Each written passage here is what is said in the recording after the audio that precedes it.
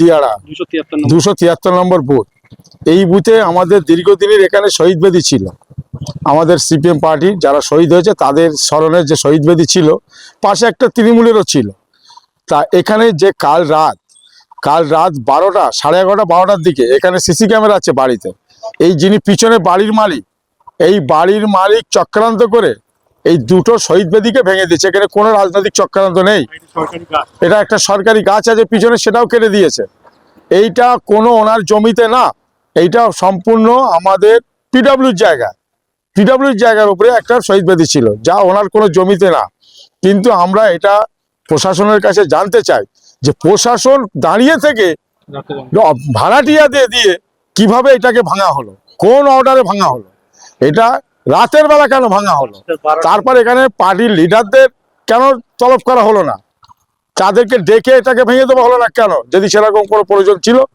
আমরা এটা প্রশাসনের কাছে জানতে চাই। এই হচ্ছে আমাদের মূল ব্যাপার। এই যখন এই শহীদ বেদিটা ছিল, এখান থেকে এই বাড়িটা ছিল না, এই বাড়িটা এই বাড়িটা হয়েছে মানে ক বছর, 2-4 বছর হয়েছে, 2 বছর। কিন্তু এই শহীদ বেদিটা রয়েছে দীর্ঘদিন, এই শহীদ বেদিটা রয়েছে দীর্ঘদিন, ধরো 20 বছর হয়ে গেছে। তাকে কেন ভাঙা হলো প্রশাসনকে দাঁড়িয়ে রেখে? আমরা প্রশাসনের কাছে বলবো, এটা আমরা হাইকোর্ট পর্যন্ত যাব, এটা আমরা হাইকোর্ট পর্যন্ত যাব। প্রশাসন আমাদের আজকে সময় দিয়েছে, আজ দিনের পরে আমরা হাইকোর্ট পর্যন্ত যাব। দ্বিতীয় কথা, আমরা হাইকোর্টে গিয়ে এনার সিসি ক্যামেরা আছে, যে প্রশাসন দাঁড়িয়ে থেকে এটাকে হার্ডডিস্ক চাইবো, প্রশাসন দাঁড়িয়ে থেকে এটা রাতের বেলা কেন ভাঙা হলো ভাড়াটিয়াদের দিয়ে, কেন হলো, আমরা হাইকোর্টে যাব, জবাব চাই। কোন গণতন্ত্রের উপর আমরা দাঁড়িয়ে আছি? যা একটা পোস্টপল ভাইলেন্স চলছে, তার মধ্যে দিয়ে কেন প্রশাসন এটা করলো?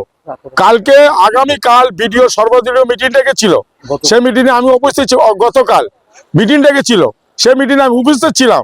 বিডিও বলেছে কোনো রকম কোনো সিন্ডিকেট না হয়, আপনারা এটা দেখবেন। তার মধ্যে দিয়ে আমাদের লোক এখানে ছিল না, প্রশাসন দাঁড়িয়ে থেকে আমাদের লোক যখন বেরিয়েছে তখন প্রশাসন তাদেরকে লাঠি চালাতে গেছে। আমরা এই সিসি ক্যামেরার হার্ডডিস্ক আগামীকাল গতকালের 7 তারিখে এই 7 তারিখের হার্ডডিস্ক আমরা হাইকোর্টে চাইবো, যে কেন এটা হলো। ফেলে দিয়েছে, ঝান্ডা পান্ডা সব ফেলে দিয়েছে। 50 সদস্যকে হুমকি দিচ্ছে অ্যারেস্ট করব। কেন দিচ্ছে? 50 সদস্যকে কেন হুমকি দেওয়া হলো?